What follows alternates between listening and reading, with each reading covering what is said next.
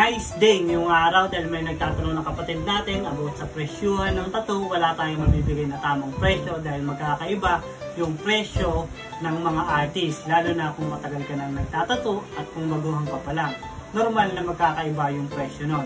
Kaya bibigyan na lang kita ng example. Kung newbie ka pa lang, mas mainam din na kung magkano yung nakukonsume mo at kung magkano yung kaya nilang ibayad para sa'yo. Kumpitin mo yung magagastos mo. Kahit hindi ka naman bumase sa mga price ng mga matatagal ng tattoo artist dahil medyo mahal na talaga yung price nun. Kahit yung sa'yo, kung nag-uumpisa ka pa lang, mas mainam na alamin mo na lang muna yung consume mo pag nag-session. Tapos kung magkano yung kaya mong singilin para sa sarili mo. Pag-add mo na lang yung mga bagay na yun para kahit paano, hindi mo magaya yung price ng mga matatagal na. Kasi yung matatagal na, sobrang mahal na maningil yan. Kasi alam naman natin yung tagal na ginugol nila dyan. Yung mga gamit, yung mga pwesto, dun kasi mag-base yun. Kung sakaling matagal na nagtatato, normal lang na mahal yung singil. Dahil naman sa sobrang tagal na ginugol nila doon at kabisado na nila at alam na nila yung ginagawa nila. Normal na mahal yung singil nila doon. Kasi ayun talaga yung pinakatamang presyo. At para naman makuha mo yung tamang presyo na kagaya ng sa kanila, normal na sa aming sarili mo. Okay lang kung mababa pa yung singil mo sa ngayon.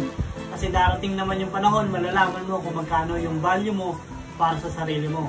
Gaya ko din naman na galing din naman ako sa mababang presyo, lalo na yung nag-uumpisa ako. Halos hirap pang maningil. Halos hindi pa alam kung magkano yung sisingilin sa mga client. At nag-minimum pa ako dati ng mas mababang price pa. Dahil nga, hindi naman tayo ganun husay at hindi naman tayo ganun kagaling. At medyo pinaalam pa natin yung mga bagay-bagay. At kahit pa paano naman, importante magpatuloy. Kahit magkano lang yung price na sisingil natin sa mga client, ang importante doon, nagpapatuloy at nakapractice pa sa mga ginagawang art. Para naman din sa mga client na naguguluhan bakit mahal yung ibang presyo ng mga artist. Normal lang po yun. Kasi kung mahuhusay na sila, normal lang yung singil nila. Ganun talaga yung pinakatamang presyuhan. Kaya lang naman may mga mabababang presyo dahil yun sa mga newbie na gusto ring matuto at naghahasa ng kanilang talento. Kaya sa mga client, nakadepende sa inyo kung sa kayo magpapatato, kung sa mura o sa mahal. May mahal talaga na sobrang galing magtato. Meron naman ding mahal na hindi ganun ka-quality yung tato.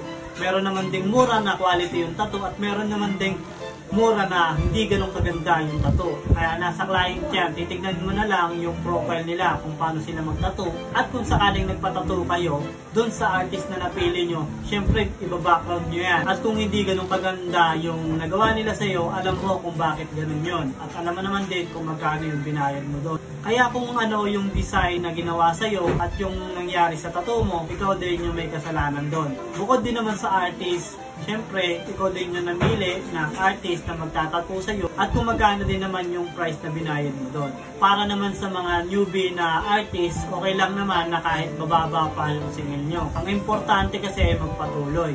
At kung sakaling hindi pa naman kayang magtato sa tunay na balat, mas mainam din na fake skin muna yung gamitin mo para makapag-practice. Mainam din yon para pag nahasa ka na, mas mabilis na lang sa iyong magtato dun sa mismong balat. At para naman sa matatagal na, huwag naman natin masyadong i-bash yung mga baguhan. Alam naman natin na natuto lang tayo. Lahat naman tayo ay hindi marunong nung una. Hindi naman talaga tayo marunong nung umpisa. Lahat ng bagay ay natutunan lang natin, kaya huwag tayo masyadong mataas o mayabang dahil natuto lang naman din tayo. At kung sakaling mahusay ka na, mas okay naman na magturo kaysa magyabang. Para sa kapatid natin na nagtatanong about sa price, wala tayong masasabi ng presyo, mas mainam na lang na alamin mo, kumputin mo na lang kung magkano yung nakukusyo. At siguro magbigay ka na lang ng value sa sarili mo. Kahit ano man yung mangyari, importante ay magpatuloy. At kung meron mang nagkokomento ng hindi maganda sa mga gawa mo, gawin mo na lang silang inspirasyon.